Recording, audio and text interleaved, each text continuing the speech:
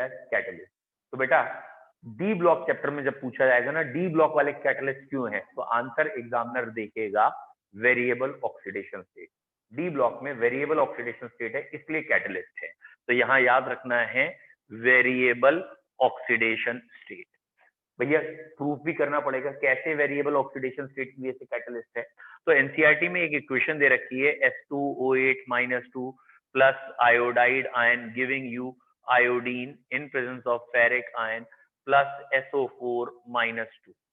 ठीक है, तो इन्होंने कैसे इक्वेशन दे रखी है, ये आयोडाइड Fe+3 से रिएक्ट करेंगे और आयोडाइड से आयोडीन बन जाएगा और Fe+2 में चला जाएगा, और ये जो Fe+2 है ये फिर रिएक्ट करेगा S2O8-2 से और इसे चेंज कर देगा SO4-2 में और खुद वापस फेरिक में आएगा।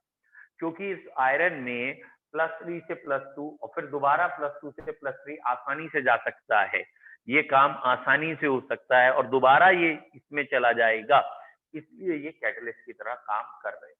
तो डी ब्लॉक में हमने जो लास्ट पढ़ा वो वेरिएबल ऑक्सीडेशन स्टेट था, और वेरिएबल ऑक्सीडेशन स्टेट से पॉइंट आ गया कि डी ब्लॉक वाले एलिमेंट क्योंकि वेरिएबल ऑक्सीडेशन स्टेट शो कर रहे हैं इसलिए कैटलिस्ट की तरह काम कर रहे हैं।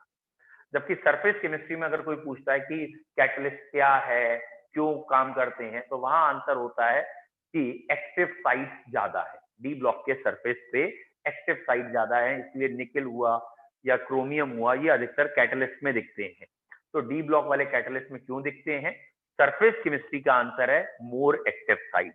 लेकिन ट्रांजिशन मेटल में अगर यही क्वेश्चन दिखता है या कहते हैं कि why D block act as a catalyst, तो भैया ऑक्सीडेशन स्टेट के लिए कहना है वेरिएबल ऑक्सीडेशन स्टेट। काइनेटिक्स में अगर कोई क्वेश्चन कहता है कैटलिस्ट, तो हम कहते हैं काइनेटिक्स चैप्टर में ये एक्टिवेशन एनर्जी कम करते हैं इसलिए रेट बढ़ाते हैं। केमिकल काइनेटिक्स का मतलब स्पीड का क्वेश्चन होगा कि भाई कैटलिस्ट ऐसा क्या करते हैं कि रिएक्शन स्पीड हो जाती है, तेज चलने लगती है, तो वहां आंसर दिया जाएगा एक्टिवेशन एनर्जी कम इसलिए स्पीड ज्यादा। कैटलिस्ट क्लियर है। नेक्स्ट है डी ब्लॉक वाले जो एलिमेंट्स हैं और इनके कंपाउंड हैं ये पैरामैग्नेटिक हैं, और जो भी चीज पैरामैग्नेटिक होती है वो कलर्ड होती है। तो डी ब्लॉक वाले पैरामैग्नेटिक क्यों है, तो भैया इसका तो हम कर ही चुके हैं डिटेल इलेक्ट्रॉनिक कॉन्फ़िगरेशन में ही। बेटा जिसमें भी अनपेयर्ड इलेक्ट्रॉन होते हैं वो चीजें पैरामैग्नेटिक होती हैं, और डी ब्लॉक में अनपेयर्ड इलेक्ट्रॉन भरपूर है इसलिए ये पैरामैग्नेटिक है। इनका पैरामैग्नेटिक कैरेक्टर किस फॉर्मूले से निकाला जाता है, √n+2 इस फॉर्मूले से इनका पैरामैग्नेटिक कैरेक्टर निकाला जाता है, जिसकी यूनिट बोर मैग्नेटॉन होती है, जो आपने मैग्नेटिज्म इन फिजिक्स में भी पढ़ रखा है। अनपेयर इलेक्ट्रॉन n है, तो आपको एक शॉर्टकट बताया है कि अगर n की वैल्यू 1 2 3 4 5 6 इससे ज्यादा होगी तो ये जो म्यू का आंसर आएगा वो क्या आएगा, तो म्यू का ये जो आंसर है आप यहां लिख के देखेंगे तो ये √3 दिखेगा। ठीक है, यहां आप रखेंगे तो √8 दिखेगा, यहां रखेंगे √15 दिखेगा, यहां रखेंगे √24 और ये √35 और 48 दिखेगा।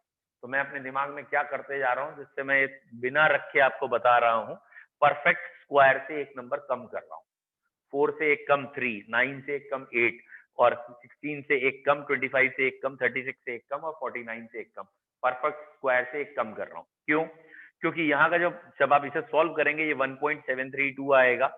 अब 9 होता तो 3 आ जाता, 3 तो नहीं आएगा, ये 2.8 कुछ आ जाएगा, ये 3.8586 आ जाएगा, 4.9 आ जाएगा, 4.9192 और 5.9192 और ये 6.9 कुछ आएगा। तो बच्चों क्या ध्यान रखिएगा, जितने अनपेयर इलेक्ट्रॉन है उसी के आगे डेसिमल लगा के आंसर होगा। मतलब कभी उल्टा क्वेश्चन अगर आए कि ये वैल्यू दे रखी है अनपेयर बताओ, तो सॉल्व करने की जरूरत भी नहीं, उसने 5.9 कहा है तो 5 अनपेयर होंगे ही होंगे, डायरेक्ट आ जाएगा, कोई क्वाड्रेटिक या कोई सोल्यूशन की आपको आवश्यकता नहीं। फिलहाल अनपेयर्ड इलेक्ट्रॉन कहाँ ज्यादा है आपको याद होगा, मिड में ज्यादा है। कहाँ ज्यादा है, मिड में, इसीलिए तो ऑक्सीडेशन स्टेट बीच की ज्यादा थी और दोनों के दोनों किनारों पे अनपेयर्ड इलेक्ट्रॉन कम होंगे। ठीक है, तो अनपेयर्ड इलेक्ट्रॉन किसमें नहीं है, ज्यादातर क्वेश्चन ये बनेगा किसमें अनपेयर्ड इलेक्ट्रॉन नहीं है, तो स्कैंडियम +3 हो गया तो अनपेयर 0 हो गए, कॉपर +1 हो गया तो एम्पियर नहीं है। जिंक एग्जाम्पल आपको याद रखने हैं, स्कैंडियम, कॉपर और जिंक।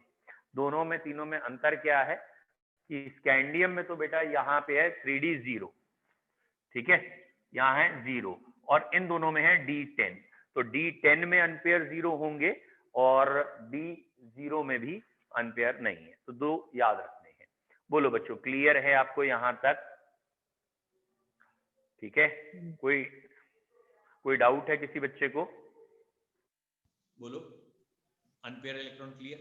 बच्चों जहां पे भी अनपेयर्ड इलेक्ट्रॉन, बेटा आवाज आ रही है क्या? Okay, yes sir. यार ये ना कोई कॉल डिस्कनेक्ट हो गया शायद ब्लूटूथ। मैं समझ रहा हूँ प्रभा बसु, तुम्हारी आवाज भी नहीं आ रही। मैं इसे करता हूँ अभी आवाज को सही। हाँ यस यस यस, आ गई आवाज? Yes sir.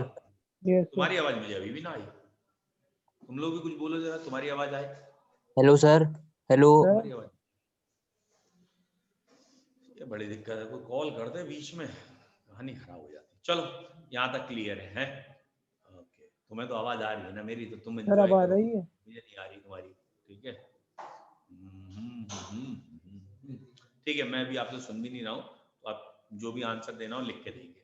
Unpaired electron clear है सबको अब? ठीक है बेटा, अनपेयर इलेक्ट्रॉन वाली चीजें पैरामैग्नेटिक मतलब कलर्ड, और पेयर्ड इलेक्ट्रॉन वाली चीजें डायमैग्नेटिक, और डायमैग्नेटिक मतलब कलरलेस। तो अधिकतर क्वेश्चन आता है कौन कौन से कलरलेस है। तो कलरलेस कौन कौन से हैं, ये तीन लिखे हैं, ये कलरलेस है। स्कैंडियम +3, कॉपर +1 और जिंक +2, ये कलरलेस है। ठीक है, कोई डाउट? ठीक है, अनपेयर पेयर क्लियर है, कलर कलरलेस क्लियर। कई बार क्वेश्चन आता है why they are coloured, unpair electron है तो कलर क्यों आ गया पेयर इलेक्ट्रॉन से? भाई they are paramagnetic coloured, why? तो उसका आंसर आपको लिखना होता है डी डी ट्रांजिशन। क्या लिखा जाता है? D D transition. What is the meaning of D D transition? Actually D subshell में दो लेवल होते हैं, कोऑर्डिनेशन पढ़ चुके हो, मालूम है। एक T2G कहलाता है और एक EG कहलाता है। तो T2G से EG इलेक्ट्रॉन और EG से T2G ये मूवमेंट होते रहते हैं, और इन मूवमेंट की वजह से कलर आता है। तो आपको एग्जाम में क्या लिखना होगा? DD transition. और लैंग्वेज में क्या लिखना होगा कि when white light passed on D subshell या passed on these elements, then some of the light is absorbed from the visible region for DD transition. Some of the light is absorbed from the visible region for DD transition and its complementary color is C. जो भी light absorb हुई वो तो गई, और जो बच गई वही रिफ्लेक्ट हो रही है, वही हमारी आईज तक आएगी, वो कलर देखा जाएगा। तो some of the light is absorb and its complementary colour is C. बोलो क्लियर है? कोई डाउट? कलर क्लियर है, ऑक्सीडेशन स्टेट क्लियर है, एस ब्लॉक और या पी ब्लॉक और डी ब्लॉक के ऑक्सीडेशन स्टेट में अंतर क्लियर है। ठीक है, एक क्वेश्चन रह गया हमारा कि मैग्नीज की जो हाईएस्ट ऑक्सीडेशन स्टेट है वो है +7। ठीक है, लेकिन ये +7 में कभी भी फ्लोरीन के साथ नहीं शो करता। तो क्वेश्चन ये है कि मैग्नीज +7 जब शो करता है तो वो अपने ऑक्साइड में तो शो कर लेता है +7, लेकिन फ्लोरीन के साथ मैक्सिमम ये शो करता है +4। क्यों? क्वेश्चन समझ में आ गया? क्वेश्चन ये है, मैग्नीज ऑक्सीजन के साथ +7 शो कर लेता है, लेकिन फ्लोरीन के साथ नहीं शो करता, जबकि फ्लोरीन ज्यादा नेगेटिव है, तो फ्लोरीन को तो ज्यादा ऑक्सीडाइज करना चाहिए। तो आंसर इसका ये है कि ऑक्सीजन और फ्लोरीन दोनों ही 4-4 लगते हैं, इससे ज्यादा नहीं लग सकते। लेकिन ऑक्सीजन डबल बॉन्ड बनाता है, तो एक ऑक्सीजन एटम 2 इलेक्ट्रॉन खींच लेता है। तो इसका सिंपल आंसर लिखा जाता है as oxygen has a tendency to form multiple bonds, जबकि फ्लोरीन में नहीं है। ठीक है, इसके एक शॉर्ट नोट्स वाले क्वेश्चंस भी हैं, वो मैं आपके ग्रुप में डाल दूंगा, है ना? सबके पास है? हाँ ठीक है, मैं कह रहा हूँ आपके पास नोट्स, शॉर्ट नोट वाले, जो मेरे प्रिंटेड वाले शॉर्ट नोट रिवीजन नोट्स हैं, वो आप सबके पास हैं? अगर हैं तो ठीक है, और नहीं है और किसी बच्चे को चाहिए प्रिंटेड वाले जो है शॉर्ट नोट्स, तो वो आप मेरे को मैसेज कर देना। मैं या तो प्रिंट ही निकाल के रख दूंगा, और नहीं प्रिंट निकाल पाऊंगा तो आपको वो पीडीएफ बना, नहीं ये शॉर्ट नोट, ये तो क्लास कॉपी है यार, ये तो मेरे क्लास की कॉपी है पिछले साल के बच्चे की। शॉर्ट नोट्स नहीं समझे आप? मैंने जो बना रखे ना रिवीजन क्वेश्चन, तो जिसके पास भी नहीं है मुझे मैसेज कर देना बेटा, मैं आपको आपको सीधा पीडीएफ डायरेक्ट भेज दूंगा, या ग्रुप में भी ऐड कर रखा है, दोबारा ऐड कर दूंगा। हाँ, हर चैप्टर के शॉर्ट, भाई शॉर्ट नोट्स में क्या है मैं आपको दिखाऊंगा, उसमें लगभग 40-50, किसी चैप्टर में 60-70 ऐसे क्वेश्चन हैं, लेकिन वो पूरे चैप्टर के क्वेश्चन हैं। मतलब आप एनसीईआरटी उठाओगे ना, तो एनसीईआरटी में आपको पहली हेडिंग क्या मिलेगी, डी ब्लॉक की डेफिनेशन, हमारे शॉर्ट नोट में उसको क्वेश्चन बना दिया गया, ये आता है। फिर एनसीईआरटी में दूसरी हेडिंग मिलेगी आपको डी ब्लॉक और ट्रांजिशन में अंतर, तो हमने वो क्वेश्चन बना दिया। तो ऐसे करके हमने पूरे चैप्टर को पढ़ने के बाद जितने भी टॉपिक्स हैं उसके क्वेश्चंस बना दिए। तो ये गारंटेड है कि बोर्ड के पेपर उससे बाहर नहीं आता, 101% नहीं आता। लेकिन अब वही है ना, उसके पूछने का तरीका अलग हो जाएगा। जैसे मैंने अभी आपसे ये क्वेश्चन दिया, ये वही का क्वेश्चन है कि क्यों ऐसा होता है। अब इसकी जगह वो कुछ और क्वेश्चन पूछ ले कि हाईएस्ट ऑक्सीडेशन स्टेट किस एलिमेंट के साथ होती है, नाम ही ना दे, तो हाईएस्ट ऑक्सीडेशन स्टेट ऑक्सीजन के साथ होती है, फ्लोरीन के साथ ही। थोड़ा बहुत मैनिपुलेट हो सकता है, लेकिन उसके बाहर पेपर आपको कभी नहीं मिलेगा। तो जिसके पास भी नहीं हो मैसेज भेज देना, मैं आपको वो भेज दूंगा, और जिसके पास है आपस में चाहो सर्कुलेट कर लेना, हार्डली मैटर्स, ठीक है।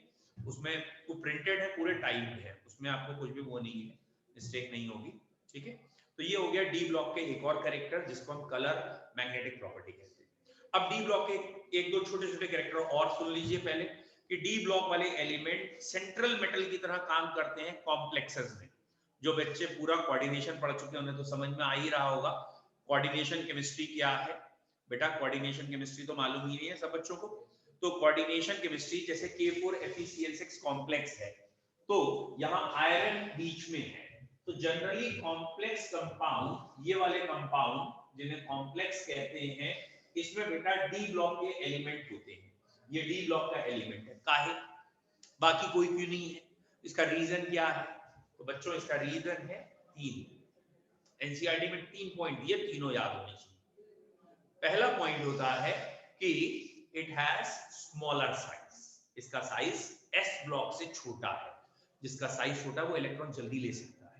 It has high nuclear charge, भाई इलेक्ट्रॉन छीनने के लिए न्यूक्लियर चार्ज होना चाहिए, and vacant orbital, lone pair रखने के लिए कोई जगह होनी चाहिए। तो डी ब्लॉक वाले सेंट्रल मेटल की तरह काम करते हैं। 3 reason, small size, high nuclear charge, जिसे मैंने पॉजिटिव चार्ज कह दिया, and vacant orbital, D block के पास वेकेंट ऑर्बिटल भी हैं, इसलिए डी ब्लॉक वाले एलिमेंट सेंट्रल मेटल की तरह काम करते हैं कॉम्प्लेक्सेस में, या एस और पी ब्लॉक वाले नहीं करते, क्योंकि उनका साइज बड़ा होता है, उनके पास इतना चार्ज भी नहीं होता, और उनके पास ऑर्बिटल भी कम होती है, वेकेंट इनमें जाता है। यहां तक क्लियर है। नेक्स्ट पॉइंट, डी ब्लॉक वाले एलिमेंट्स इंटरस्टिशियल कंपाउंड बनाते हैं। इंटरस्टिशियल याद आया बच्चों, इंटरस्टिशियल, व्हाट आर इंटरस्टिशियल, इनके बीच बीच में कैविटीज में कुछ ना कुछ छोटे एलिमेंट आके फंस जाते हैं, like chromium, like hydrogen, boron, oxygen, nitrogen. याद आया हाइड्रोजन ऑन निकल, भाई हाइड्रोजन जो है अगर ट्रांसपोर्ट कर रही हो एक जगह से दूसरी जगह तो हाईली कंबस्टाइल है, प्योर हाइड्रोजन ऐसे ट्रांसपोर्ट नहीं कर सकते, नहीं तो इन्फ्लेमेबल होने की वजह से आग लग सकती है, तो उसे निकल पे एडसॉर्ब करके भेजा जाता है। तो निकल का जब आप स्ट्रक्चर देखेंगे सॉलिड स्टेट में, CCP, HCP ऐसे स्ट्रक्चर होंगे, और उन स्ट्रक्चर में बीच में कैविटीज आएंगी, और वो जो कैविटीज होंगी उनमें ये छोटे एलिमेंट ट्रैप हो जाते हैं, और ये नॉन स्टोशियोमेट्रिक कंपाउंड, मतलब कोई खास वैलेंसी रूल फॉलो नहीं कर रहे। नॉन स्टोशियोमेट्रिक मतलब ऐसे लिखा जाएगा VH1.9, अब तुम्हारी इच्छा 2.9 भी लिखो तो कोई दिक्कत नहीं, क्योंकि कोई वैलेंसी रूल है नहीं। बस ये ध्यान रखना है कि पीरियोडिक टेबल में ग्रुप 7, 8, 9 जो है, मतलब आयरन का ग्रुप भी, वो हाइड्राइड नहीं बनाता। तो अगर तुमने एग्जाम्पल ये लिख दिया ना FeH1.9 तो गाड़ दे, तो टीचर कैंसिल कर सकता है। क्यों? क्योंकि ग्रुप 7, 8, 9 आयरन तो हाइड्राइड बनाता ही नहीं। क्रोमियम तक हाइड्राइड बनेंगे, मैग्नीज का ग्रुप 7 है, 7, 8, 9 हाइड्राइड नहीं बनाते। तो क्रोमियम के साथ हाइड्रोजन लगा दीजिए, स्कैंडियम, वेनेडियम, किसी के साथ हाइड्रोजन लगा दीजिए, कोई भी नंबर आगे लगा दीजिए, टीचर नहीं काट सकता, ठीक है। बट जस्टिफाइड नंबर लगाना, 620 और 440 मत लगाना, है ना, तो वो तो गड़बड़ हो जाएगा ना। हाँ, तो ये आप जरा ध्यान। तो ये हाइड्राइड बना, कोई डाउट है इनके सारे प्रॉपर्टीज में? यहाँ तक की सारी प्रॉपर्टीज क्लियर है। तो बच्चों अब पिछले टेस्ट की कॉपी चेक हो गई है और यहाँ रखी है, लिस्ट में बना नहीं पाया काइनेटिक्स की, तो जिसकी कॉपी है वो कलेक्ट कर लीजिएगा भैया। जिसने ऑनलाइन जमा किया था वो इस बार तो मैंने निकाला नहीं है प्रिंट, और मैं अभी आपको यही कहूंगा अगली बार भी अगर आपने ऑनलाइन भी टेस्ट देना तो ऑनलाइन दो, कोई दिक्कत नहीं भैया। टेस्ट कॉपी यहाँ के जमा कर दो तो चेक हो जाएगी। ऑनलाइन भी आपने टेस्ट दिया है, घर पे दिया है, ईमानदारी से दिया, मान लिया, लेकिन कॉपी यहाँ के जमा करो तो ही चेक कर हो पाएगी, क्योंकि ऑनलाइन वो मतलब मोबाइल से चेकिंग करना बड़ा भारी पड़ता है इस समय, ठीक है, क्योंकि 11th का भी है और आपका भी है और मैम भी, तो इसलिए मैं चाह रहा हूँ आप यहाँ जमा कर दें, और जिन्होंने यहाँ जमा किए हैं कॉपी ले लेना। तो डी ब्लॉक की सारी प्रॉपर्टी क्लियर है। अब आप चैप्टर पूरा घर से याद करके आएंगे, पढ़ के आएंगे, टेस्ट इसका होगा इस संडे को या एक आध दिन पे। अब बेटा, अरे यार तू प्रॉब्लम पूछेगा कैसे, ये काम नहीं। एक सेकंड में मीटिंग लीव करके फिर से एंटर करता हूं तो आप मुझसे प्रॉब्लम पूछ लेंगे। हाँ, डी एंड एफ ब्लॉक में डी ब्लॉक अभी पूछोगे, एफ थोड़ी। मैं मीटिंग लीव करके फिर वो करूंगा।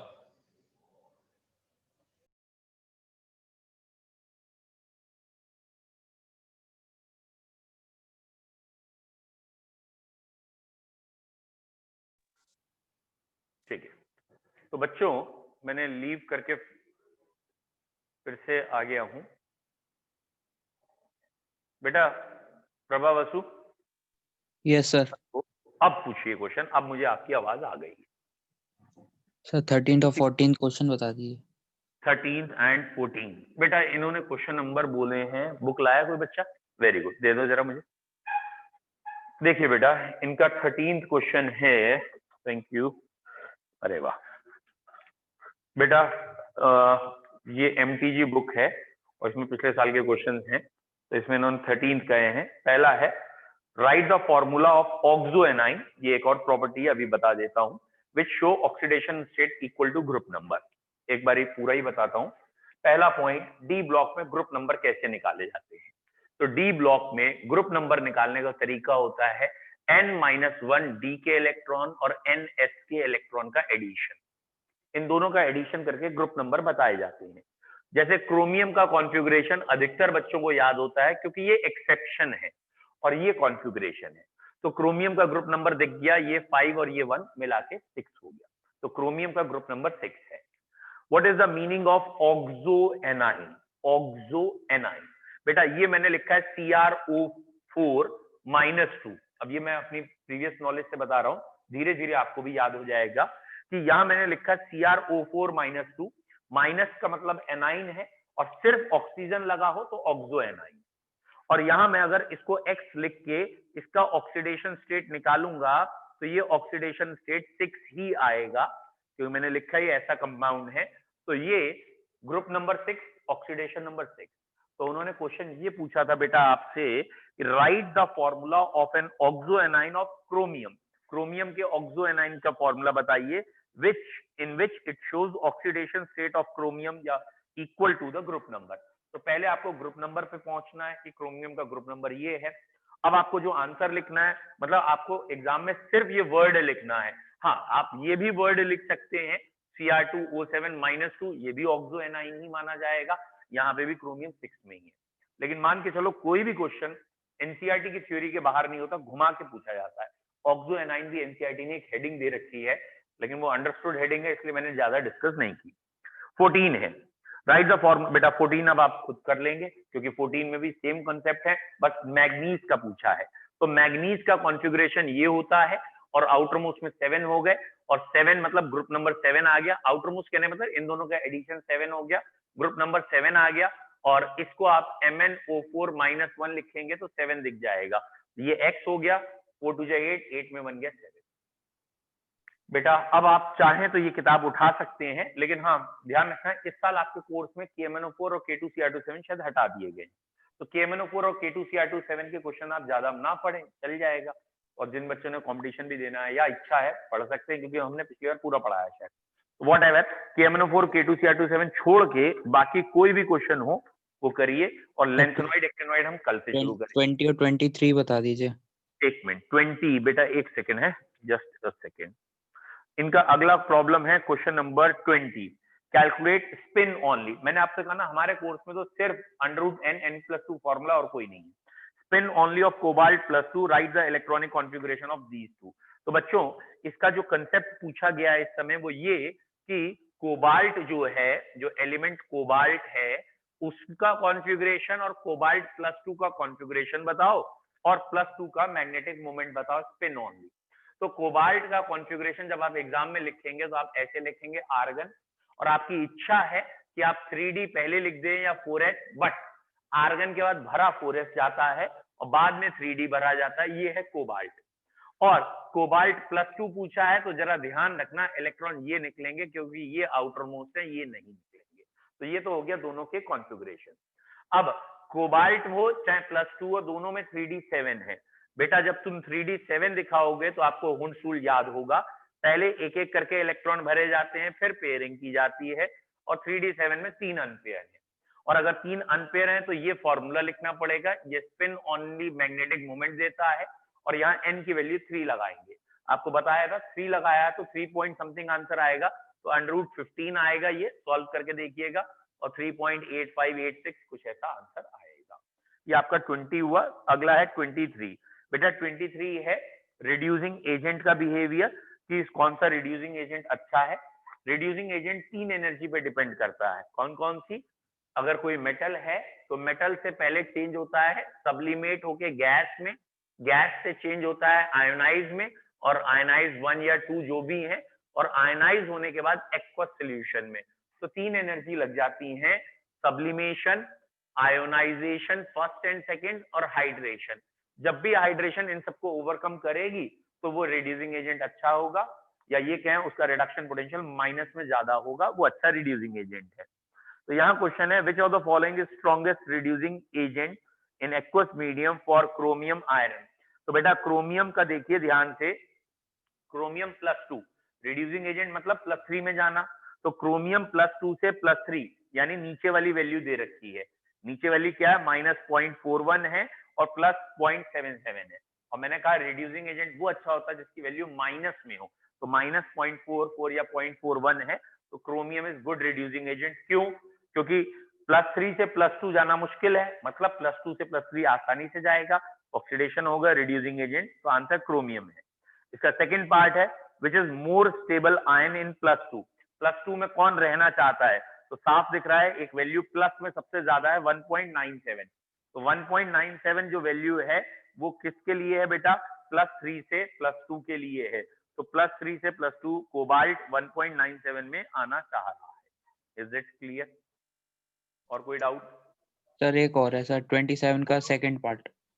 27 का सेकंड पार्ट है Cu+1 is less stable in aqueous solution. बहुत इंपॉर्टेंट क्वेश्चन है, कम से कम 10 बार ये क्वेश्चन आपको दिखेगा इस किताब में। ये है रीजन, कॉपर जो है वो एक्वस सॉल्यूशन में डिस्प्रपोर्शियोनेट हो जाता है कॉपर +2 में और कॉपर 0 में, कॉपर +1 +2 और 0 में जाता है। क्यों? तो उसका आंसर है कि यहां से यहां तक जाते समय जो आयनाइजेशन एनर्जी लगती है वो बहुत कम लगती है, लेकिन ये जो है ये वाटर से रिएक्ट करके जो हाइड्रेशन एनर्जी निकालता है बहुत ज्यादा निकालता है। तो आपको सिंपल आंसर याद रखना है, द हाइड्रेशन एनर्जी या enthalpy of Cu+2 is very high. आपको क्या याद रखना है, hydration enthalpy of Cu+2 is very high. और कोई डाउट? No sir. बोलिए। तो बच्चों कल आप करके रखेंगे डी ब्लॉक के सारे क्वेश्चन, हो सके तो इस बुक से, और नहीं तो जो आपके पास बुक है व्हाटएवर आप उससे करके प्रॉब्लम पूछेंगे, ठीक है। अगर आप सारा आपका सेटिस्फाई हो जाता है तब मैं टेस्ट डिक्लेयर कर दूंगा, ठीक है। डी एंड एफ ब्लॉक, फिर आपका, फिर एफ में तो आप ज्यादा टेंशन मत लीजिए, एक दिन में हो जाएगा। हो सकता है कल ही, अगर आपका डी में डाउट कम है तो कल हमारा मेनली डाउट होगा, ठीक है। Have a nice time.